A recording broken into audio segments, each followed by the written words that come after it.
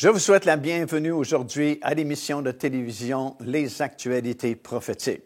Eh bien, nous sommes dans une série d'enseignements concernant ce troisième temple, la possibilité qu'un troisième temple soit construit sur l'esplanade du temple.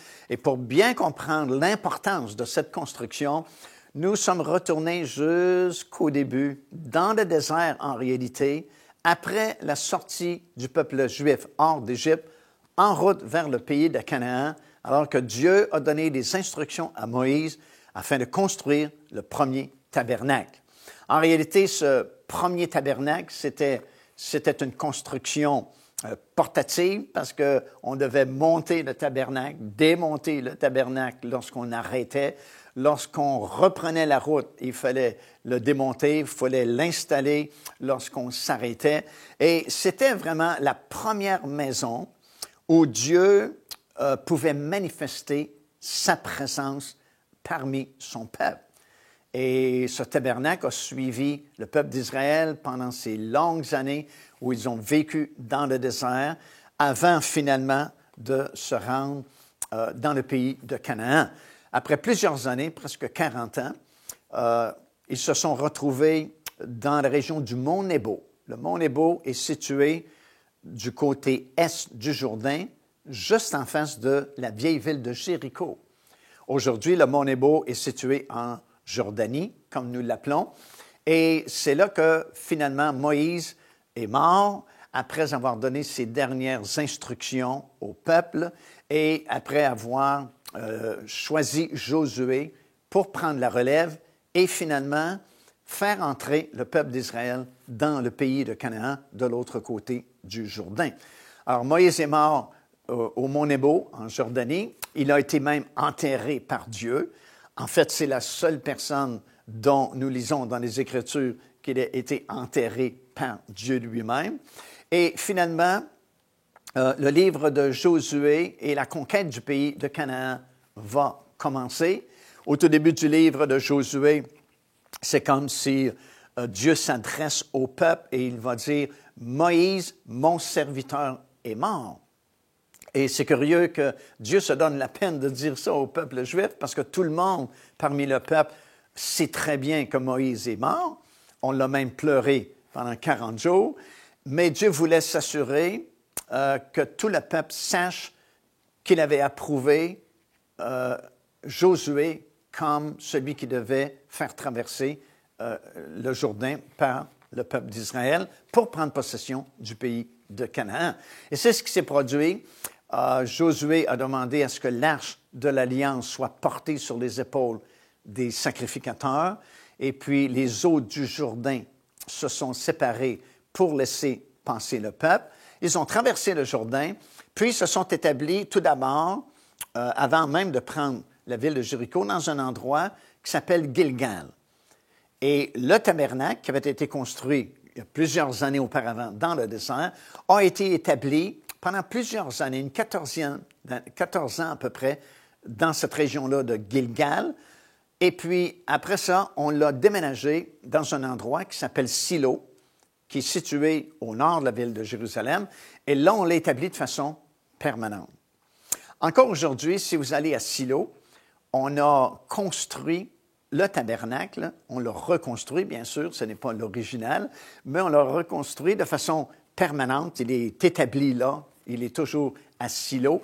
C'est une réplique, bien sûr, de l'ancien tabernacle, mais il est là encore aujourd'hui dans cette petite localité de Silo. Et le service lévitique et tous les sacrifices et les sacrificateurs ont œuvré dans ce tabernacle-là, établi à Silo pendant plusieurs années, jusqu'à la venue d'un souverain sacrificateur du nom d'Élie. Et ce sacrificateur-là, au cours des années, a vraiment négligé sa marche personnelle avec le Seigneur. Et en plus, il a vraiment négligé la sainteté du tabernacle. Et il s'est passé des choses vraiment terribles dans ce tabernacle-là, à Silo, au point où Dieu finalement a dit « Je ne veux plus résider à cet endroit-là. Ma gloire et ma présence ne seront plus manifestées à Silo. je déménage, je change littéralement de place. Parce que non seulement Élie avait-il négligé son propre ministère, il avait négligé la sainteté de l'endroit, mais en plus de ça, il y avait 2 fils qui avaient grandi au tabernacle et qui faisaient des choses vraiment atroces. Vous pouvez lire ça dans le livre de Samuel dans l'Ancien Testament, commettaient des péchés terribles à l'entrée du tabernacle, méprisaient les offrandes qui étaient offertes à Dieu, méprisaient les gens qui venaient offrir leurs sacrifices, exigeaient des choses que Dieu n'avait jamais demandées de la part des gens qui venaient au tabernacle. Et Élie lui-même ne reprenait pas ses fils. Alors, c'est comme si Dieu s'est comme fatigué de l'endroit, était vraiment contre ce qui se passait au tabernacle et a décidé tout simplement de ne plus être là. Joignez-vous à nous afin de célébrer le Seigneur et entendre le message de la parole de Dieu par l'évangéliste Mario Massicotte. Venez recevoir ce que Dieu a préparé pour vous. Visitez notre site web www.paindevie.org afin de connaître notre itinéraire. Nous serions très heureux de vous rencontrer et de vivre des moments forts avec le Seigneur. En fait, Élie était tellement déconnecté de la présence du Seigneur qu'un jour, une femme était là au tabernacle, son nom était Anne. Et nous apprenons dans la parole de Dieu que cette femme était stérile, elle ne pouvait point avoir d'enfant, et elle venait régulièrement au tabernacle pour prier, pour demander au Seigneur qu'elle puisse donner naissance à un enfant. Et voilà que cette journée-là, elle s'est rendue au tabernacle, à Silo, parce qu'à l'époque, c'était le seul endroit où il y avait un tabernacle et on pouvait offrir des sacrifices à Dieu. Et elle répandait, la Bible dit, elle répandait son âme devant le Seigneur. Parce qu'évidemment, ce n'était pas nécessairement la première fois qu'elle venait pour faire cette requête-là au Seigneur, de devenir enceinte et de donner naissance à un enfant. Mais cette fois-là en particulier, la Bible dit qu'elle répandait son âme devant le Seigneur. Alors, elle devait prier en prononçant des paroles à haute voix. Elle devait peut-être même pleurer ou se lamenter devant le Seigneur. Et Élie a pensé qu'elle était ivre. Et il lui offrait des reproches. Il lui a dit, « Ne sais-tu pas, ô femme, qu'on ne peut pas venir au tabernacle étant ivre? » Et elle lui a répondu, « Je ne suis pas ivre, mais tout simplement, je répands mon âme devant le Seigneur. » Alors Élie était tellement éloigné du Seigneur qu'il ne pouvait même pas discerner ce qui se passait au tabernacle. La Bible, en plus, nous dit qu'il était avancé en âge, qu'il faisait de l'embonpoint et qu'il ne voyait presque plus de ses yeux physiques. Mais pire que ça, il ne voyait pas avec ses yeux spirituels non plus. Il était rendu incapable de discerner les choses réelles de l'esprit. C'est toujours comme ça quand quelqu'un néglige la parole de Dieu, s'éloigne du Seigneur. Et c'est dans ce sens-là que dans les derniers jours, Dieu avertit son Église. C'est dans Luc chapitre 21, puis il dit « Prenez garde à vous-même, de peur que vos cœurs ne s'apesantissent par les excès du manger et du boire et par les soucis de la vie, et que ce jour ne vous surprenne, ne vienne sur vous à l'improviste, car, dit-il, il va venir comme un filet sur tous ceux qui habitent sur toute la surface de la terre. » Et c'est curieux parce que si tu fais des excès habituellement dans le manger et dans le boire, c'est ton corps qui va s'appesantir. Mais là, il dit, prenez garde que vos cœurs ne s'appesantissent par ces choses-là. Qu'est-ce qu'il veut dire? C'est qu'il fait référence à ces derniers jours où ça va être tellement facile de préférer le matérialisme aux choses de l'esprit, aux choses spirituelles. Et plus nous négligeons les choses de l'esprit, plus on s'intéresse aux choses de ce monde, aux choses matérielles, bien plus notre cœur, notre esprit s'alourdit. Et quand notre esprit s'alourdit, on ne discerne pas facilement les choses de l'esprit. Et d'ailleurs, pour la plupart des chrétiens aujourd'hui, quand vous leur dites que Jésus revient bientôt, ils ne sont pas vraiment intéressés à ça. Et surtout, même les prédicateurs nous disent « Oh, il y a des milliers d'années encore avant que le Seigneur ne revienne. » Alors, c'est une preuve que si on n'entretient pas les choses de Dieu, on s'éloigne. Et en s'éloignant, on a beaucoup de difficultés à voir dans le monde spirituel et à discerner les choses de l'esprit. Et c'est ce qui est arrivé à Élie. il n'était plus capable de discerner les choses de l'esprit. Il a fait des reproches à cette femme-là. Mais Dieu l'a exaucée, cette femme. Elle est devenue enceinte. Et puis, elle avait fait une promesse à Dieu. Elle avait dit, si c'est un garçon, si tu exauces premièrement ma prière et je donne naissance à un enfant, si c'est un garçon, je vais le consacrer à ton service ici, au tabernacle, à Silo. Et effectivement, elle est devenue enceinte. Elle a donné naissance à un enfant qui était un garçon. Ils l'ont nommé Samuel et c'est devenu le prophète Samuel dont nous avons les livres dans nos Bibles. Et elle a tenu promesse, elle aussi. Elle a consacré son fils au service, au tabernacle. Et une certaine nuit, alors que Samuel était encore très jeune, l'Éternel Dieu lui a adressé la parole. Et il l'a appelé par son nom. Il a dit « Samuel, Samuel ». Et Samuel, qui n'était pas habitué à entendre la voix de Dieu, a pensé évidemment que c'était Élie qui l'appelait. Alors il s'est levé, a été trouver Élie, l'a sans doute réveillé, et lui a dit « Tu m'as appelé ?» Et Élie dit « Non, je ne t'ai pas appelé, retourne te coucher. » C'est ce que Samuel a fait. Voilà qu'une deuxième fois, l'Éternel lui adresse la parole, lui dit « Samuel, Samuel ». Encore une fois, le jeune Samuel pense que c'est le sacrificateur Élie qui l'appelle, va le déranger une deuxième fois, et Élie dit « Non, je ne t'ai pas appelé ». Et là, c'est comme il a connecté en quelque part, et il s'est dit « Wow, c'est certainement pas moi qui l'ai appelé, j'en suis certain. » Et si vraiment cet enfant-là, par deux fois, a entendu une voix qui a appelé son nom, c'est sûrement l'Éternel qui veut s'adresser à lui. Alors il a dit au jeune Samuel, « Retourne te coucher, et si tu entends encore une fois cette voix-là, qui t'appelle par ton nom, qui te dit « Samuel, Samuel », réponds-lui, parce que c'est l'Éternel qui te parle, réponds-lui, « Parle, Seigneur, car ton serviteur écoute. » Alors, c'est ce qu'a fait Samuel. Il est retourné se coucher. Et pour la troisième fois, cette voix-là se fit entendre, « Samuel, Samuel ». Et cette fois-là, le jeune Samuel a répondu au Seigneur, « Parle, Seigneur, car ton serviteur écoute. » Et là, le Seigneur lui a parlé. Et écoutez, le jeune Samuel aurait pu s'attendre, quand même, c'est la première fois que Dieu va lui parler, à des choses merveilleuses, à des révélations que Dieu va lui donner, ou des paroles d'encouragement. Mais non, tout ce que Dieu donne à Samuel, c'est ses sentences, ses jugements qu'il vient de prononcer sur la maison d'Élie et sur le tabernacle à Silo. Et Dieu dit, ma gloire ne sera plus là, ma présence ne sera plus là, le sacerdoce d'Élie est terminé, toute sa lignée de sacrificateurs, c'est terminé, et quelqu'un d'autre va prendre sa place. Alors imaginez le jeune Samuel qui doit dire au prophète qu'est-ce que l'Éternel lui a révélé, mais finalement c'est ce qu'il a fait, et Élie le sacrificateur lui a répondu qu'il en soit fait finalement selon la parole de Dieu. Procurez-vous cet enseignement disponible dès maintenant sur notre site web au www.paindevie.org. En visitant notre boutique web, vous pourrez commander ou même télécharger les enseignements.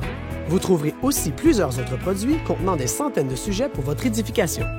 Alors, ça devait être quelque chose pour le jeune Samuel de répéter des paroles de jugement que l'Éternel avait prononcées sur Élie lui-même, sa lignée de sacrificateur, et sur toute la maison de Silo, tout le tabernacle de Silo. Dieu avait révélé à Samuel que c'était terminé, que la lignée des sacrificateurs du côté d'Élie, c'était fini, qu'une nouvelle lignée serait utilisée, celle de Tsadok en particulier, et que Dieu lui-même était pour déménager, sa gloire ne serait plus manifestée, même si le souverain sacrificateur allait entrer dans le lieu très saint une fois par année, comme on a mentionné, la gloire de Dieu ne sera plus manifestée parce que Dieu a décidé de ne plus être là à cause de la négligence d'Élie, à cause du péché qu'il tolérait de ses propres fils qui faisaient des choses vraiment abominables, comme nous le lisons dans le livre du prophète Samuel. Et Élie ne disait mot, ne reprenait pas ses fils. Et finalement, Dieu s'est comme fatigué de la situation et il a dit non, c'est fini, je déménage. Élie, quand même, avait été averti avant même que Samuel ne lui transmette les paroles de l'Éternel, parce qu'un prophète de Dieu, dont on n'a pas le nom, son nom n'est pas mentionné dans les Écritures, était venu voir Élie et lui avait prophétisé les mêmes choses de la part du Seigneur. Et ce que Samuel a transmis comme information à Élie, c'était comme une confirmation de ce que le prophète avait déjà annoncé au sacrificateur. Alors, à partir de ce moment-là, Dieu ne veut plus manifester sa gloire dans le tabernacle qui avait été établi à Silo. Et on sait le reste de l'histoire, quelques années plus tard ou quelques temps plus tard, il y a une guerre qui a été déclarée entre les Philistins et Israël. Et au cours de cette guerre, les Juifs, les Israéliens étaient en train de perdre la guerre quand quelqu'un a eu l'idée d'aller chercher l'Arche de l'Alliance dans le lieu très saint du tabernacle à Silo et la transporter sur le champ de bataille afin que les Philistins aient peur de l'Arche de l'Alliance et puis décident de capituler et d'abandonner la guerre. Parce qu'à l'époque, bien sûr, l'Arche de l'Alliance, c'était bien connu. Elle représentait la gloire et la puissance du grand Dieu d'Israël. C'est quelque chose de très puissant, de très fort et de très saint qui non seulement était reconnu par le peuple juif, mais par les nations qui vivaient autour du pays d'Israël. Alors, ils se sont dit, les Philistins vont avoir peur parce qu'on a transporté l'arche sur le champ de bataille et ils vont abandonner et capituler. Mais c'est le contraire qui est arrivé. Parce qu'évidemment, Dieu avait décidé de déménager et que sa gloire ne serait plus manifestée à cet endroit à cause du péché qui prévalait au tabernacle de Silo. Et c'est les Philistins, en fin de compte, qui ont gagné la bataille.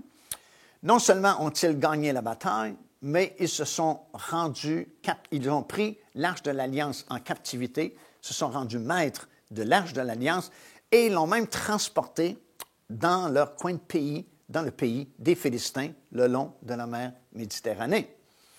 Et un des messagers est revenu à Silo pour donner des nouvelles à Élie, comment allait la guerre, qu'est-ce qui se passait.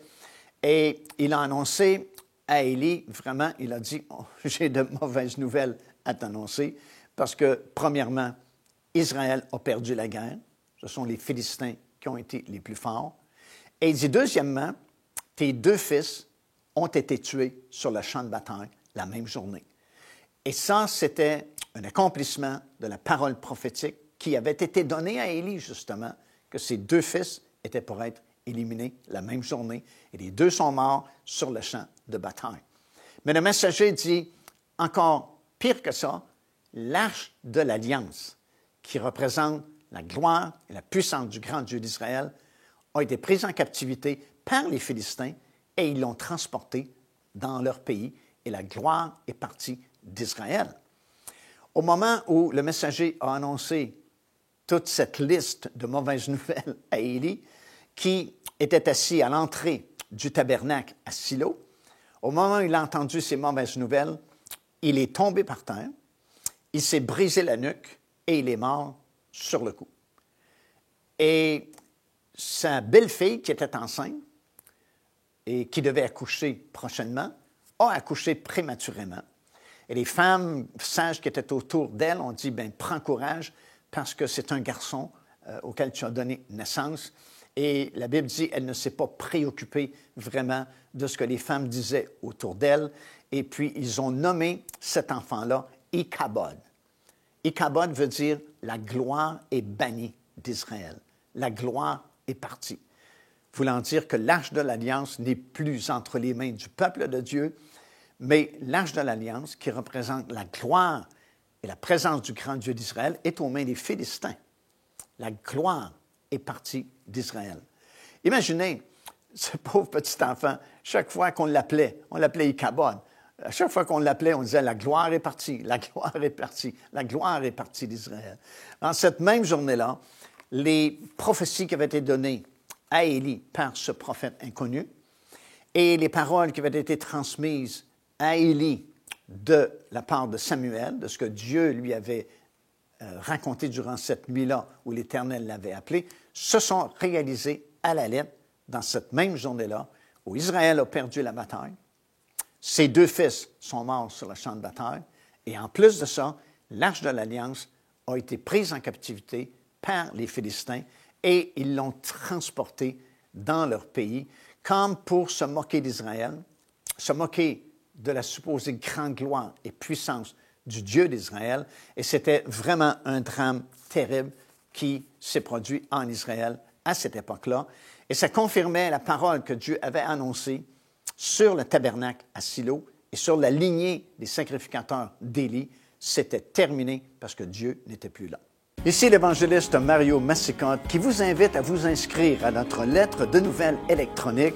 Et pour ce faire, il suffit de visiter notre site web au www.paindevie.org et tout en haut à la droite de votre écran, vous allez voir cet onglet sur lequel vous cliquez et vous vous inscrivez tout simplement. Ça vous permettra de recevoir des nouvelles du ministère de Pain de Vie et en même temps recevoir le bon enseignement de la parole de Dieu. Faites-le donc aujourd'hui même.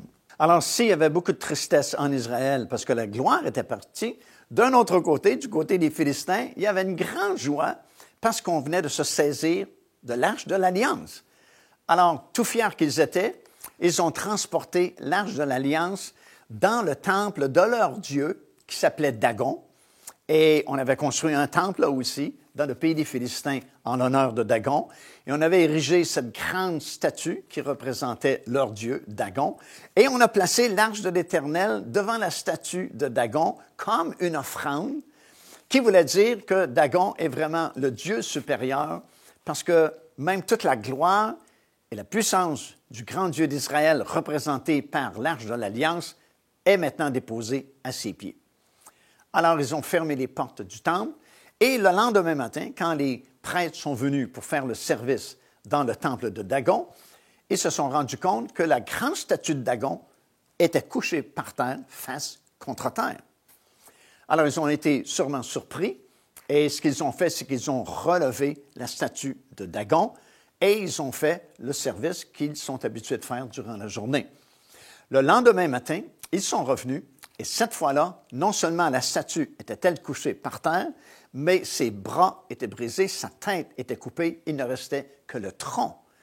Et ils ont été vraiment surpris et ont commencé à s'interroger au sujet de l'Arche de l'Alliance qu'ils avaient pris chez les Israéliens lors de cette bataille qui avait lieu. Et ce qu'ils ont fait, c'est ils ont fait déménager l'Arche de l'Alliance parce que non seulement la statue de Dagon avait été brisée, mais les gens sont tombés malades. Il y a de la maladie qui a frappé les habitants de Ashdod, cette ville où était situé le temple de Dagon, et ils se sont dit, nous ne pouvons pas garder l'Arche de l'Alliance ici parce que c'est vraiment des malheurs qui nous arrivent. Nous allons la déménager dans une autre ville, à Gad, et la même chose est arrivée chez les habitants de cette ville-là. Ils sont tombés malades. Et ils se sont dit, on ne veut pas garder l'Arche de l'Alliance ici, on va la déménager dans une autre ville, la ville de Écron. Ils ont déménagé l'Arche de l'Alliance et le même problème est survenu. Les gens ont été malades dans cette ville-là et ils se sont dit, il y a quelque chose qui ne fonctionne pas ici. Ils ont tenu une réunion de conseil avec les anciens, les sages parmi les Philistins et les sages ont dit, peut-être que c'est par hasard que ces choses-là vous sont arrivées, ou c'est peut-être parce que vous avez en votre possession l'Arche de l'Alliance, puis vous ne devriez pas avoir l'Arche de l'Alliance ici. Alors, ils ont dit, on va faire un test. Vous allez placer cette Arche de l'Alliance sur un char neuf que vous allez construire. Vous allez faire des représentations de ces maladies que vous avez eues. Vous allez fabriquer des souris d'or et des modèles de ces maladies que vous avez eues, et vous allez en placer 5 sur ce char neuf, et vous allez prendre 2 vaches qui allaitent, qui viennent de donner naissance à leurs veaux, et vous allez séparer les vaches de leurs veaux, et vous allez atteler ces 2 vaches qui allaitent à ce char neuf, sur lequel vous avez placé l'Arche de l'Alliance et ses représentations en or. Vous allez le pointer vers la frontière qui sépare le pays des Philistins et le pays d'Israël. Et voilà le test. Si les vaches s'en vont directement et traversent la frontière en Israël, c'est que vous ne devez pas avoir l'Arche de l'Alliance ici. C'est vraiment les jugements de Dieu qui sont tombés sur vous et vous devez la laisser aller, qu'elle puisse retourner dans le pays d'Israël. D'un autre côté, si les vaches se dirigent à gauche et à droite, ce que normalement elles vont faire, parce qu'elles ont été séparées de leurs veaux, et ce sont des vaches qui allaitent et qui n'ont jamais porté le joug d'un attelage, n'ont jamais été attelées à un char, ils vont naturellement essayer de se diriger dans un autre endroit, à gauche ou à droite, ou retourner là où sont leurs veaux présentement, puisque vous les avez séparés. Alors, on considérera que c'est par hasard que ces choses vous sont arrivées et vous pourrez garder l'arche de l'Éternel. C'est ce qu'ils ont fait. Et évidemment, comme la Bible nous le raconte, les vaches se sont dirigées directement jusqu'au pays d'Israël, ont traversé de l'autre côté et sont arrivées dans un endroit qui s'appelle Beth-Shemesh, qui veut dire la maison du soleil. Et c'était au temps de la moisson et les gens étaient dans les champs et ils ont vu arriver ce drôle de char neuf avec l'arche de l'Alliance sur le char. Et ils se sont arrêtés, ont touché à l'arche, ont même soulevé le couvercle, le propitiatoire, chose qu'ils ne devaient pas faire. Et effectivement, malheureusement, des milliers de personnes ont été fauchées à mort instantanément. Et là, ils se sont dit, « Oh, c'est dangereux, l'arche de l'Alliance. Nous ne pouvons pas la garder ici non plus. » Et ils l'ont transportée dans un endroit qui s'appelle Kiryat-Yearim. Et imaginez, l'arche de l'Alliance a été entreposée dans la maison d'un particulier du nom de Abinadab pendant de longues années. Ce monsieur-là a accepté de prendre l'arche de l'Alliance dans sa propre maison et elle est demeurée là très, très longtemps, comme nous allons le voir dans quelques instants. Car Dieu a tant aimé le monde qu'il a donné son Fils unique, afin que quiconque croit en lui ne périsse point, mais qu'il ait la vie éternelle. Téléchargez gratuitement l'enseignement « Le salut, c'est quoi ?» en visitant notre site web www.paindevie.org et recevez la grâce merveilleuse que Dieu vous offre. Il y a quand même des choses vraiment très fascinantes dans la parole du Seigneur, beaucoup d'histoires qui nous sont racontées. En fait, ce sont des faits réels qui sont déjà arrivés et vous pouvez vraiment en savoir beaucoup plus parce qu'il y a tellement d'informations contenues dans ce livre-là que nous appelons la Bible, que ça vaut vraiment la peine de prendre du temps, fouiller les Écritures, s'instruire et comprendre vraiment tout le plan merveilleux de Dieu jusque dans ces derniers jours.